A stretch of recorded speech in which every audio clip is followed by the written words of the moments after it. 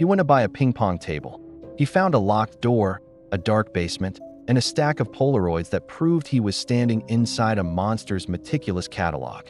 The story begins like so many online transactions do, with a message and an address. Alex was looking for a ping-pong table for his kids, and he found the perfect one on a local marketplace app.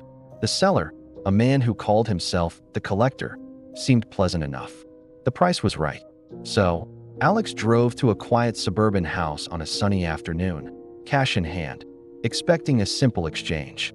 As Alex followed him into the house, he immediately noticed the air. It was thick, heavy with a peculiar odor. Not exactly foul, but strange. A cottony, smoky smell that seemed to cling to everything.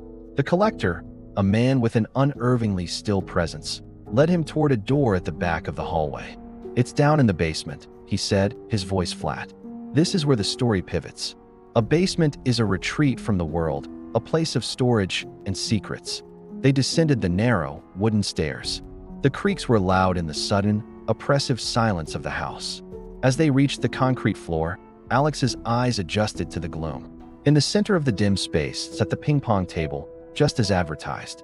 It was in good condition, exactly what he wanted. He pulled the cash from his pocket, ready to get this over with. The transaction should have been over, but the collector paused. He looked at the table, then back at Alex, and offered the flimsiest of excuses. "Oh shoot, I gotta find the paddles." The delay was immediate, jarring, and completely unnecessary. Why weren't the paddles with the table? The collector didn't wait for a response. He hurried up the stairs, and Alex heard the heavy thud of the door closing above him. A moment of awkward silence passed. Then came the cold, sickening sound that changes the nature of the scene from an inconvenience to a confinement. The distinct, heavy clunk of a deadbolt sliding into place. Alex froze. He called out, "Hey." No answer. "Hello." Only silence. He walked to the bottom of the stairs and looked up at the closed door.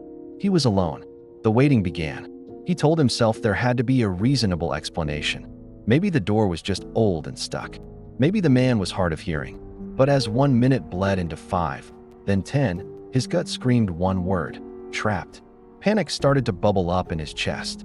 He had to get out. He tried the door, pushing against it with all his weight, but it wouldn't budge. The deadbolt was solid. Driven by a desperate anxiety that masquerades as curiosity, Alex began to look around. He needed to understand the man who had locked him down here. The basement walls were lined with old furniture covered in dusty sheets. And on the furniture, photographs. He lifted a sheet and saw a gallery of one. Every frame contained the same subject: the collector. Photos of him standing alone, sitting alone, on a park bench, by a lake, in front of a landmark. No wife, no friends, no evidence of a shared life. This was a man whose entire existence was carefully constructed around his secret. The sheer volume of solitary photos was deeply unsettling. Alex moved deeper into the basement, toward the back, where a utility area offered darker corners and more clutter. He was looking for a tool, something to pry the door open, a way out. This was where he saw the fatal flaw in the collector's meticulous world. A drawer on an old wooden utility desk, hanging half open. It was a tiny detail in a room full of chaos, but it beckoned him. This wasn't merely a glimpse. This was an invitation to the dark core of the house. Alex stood there, wrestling with the instinct to flee and the moral compulsion to look. In a moment of pure, terrifying courage, he reached out and pulled the drawer wide. The contents were instantly, irreversibly wrong. First, the documentation, thick, manila folders. Stacked with terrifying precision, they were labeled A to Z.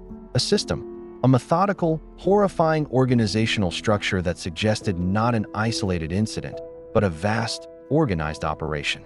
His blood ran cold. He pulled out the folder labeled A. Inside were sheets of paper, each with typed details, names, addresses, descriptions. Then, the Polaroids. He fumbled, dropping a few from the folder. The images were focused on a young girl, bound to a chair. Her terror was palpable, frozen in time. Cruel tape covered her mouth, a symbol of enforced silence. The background was unmistakable. It was this basement. The true horror of the moment wasn't just the image. It was the realization of what the collector intended the A to Z folders to be. They were a catalog of others' shattered lives. Each folder, a new victim. He was in a monster's lair, and he knew, with chilling certainty, that this man was coming back for him. Adrenaline surged through him. He frantically searched the desk for anything he could use as a weapon or a tool. Screwdrivers. He saw a set of screwdrivers. He could use one to try and dismantle the lock. He grabbed them, shoved them into his pocket, and ran back to the stairs. He listened. Silence. He began working on the door frame, trying to pry it open, his hands shaking. He heard footsteps above. The collector was moving. Time was up. In a final, desperate act, Alex threw his shoulder against the old wooden door with everything he had. The wood splintered. He slammed into it again. And again, the frame cracked, groaned, and finally gave way. He burst out of the basement and didn't look back. He ran through the house, out the front door, and sprinted to his truck, fumbling for his keys. He peeled out of the driveway, his heart hammering against his ribs.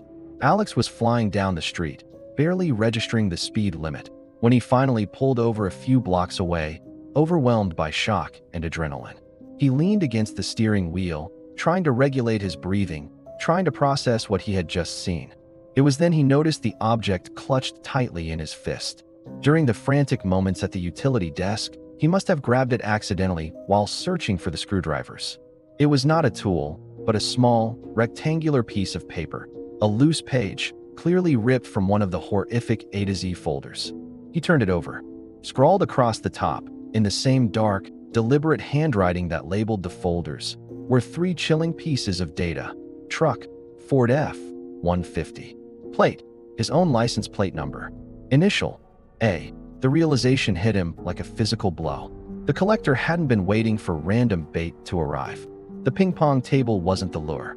Alex was the target. His name was Alex. The initial was A.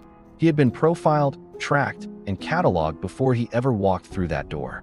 The collector had known who he was all along.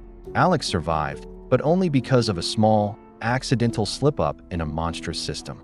This is the terrifying reality of our connected world. Think about the last time you met a stranger from the internet. Do you know who they really are? Have you heard of a similar case of online luring? Tell us in the comments below. What is the most chilling experience you've ever had meeting someone from the internet? And what steps do you take to stay safe? Your story could help someone else.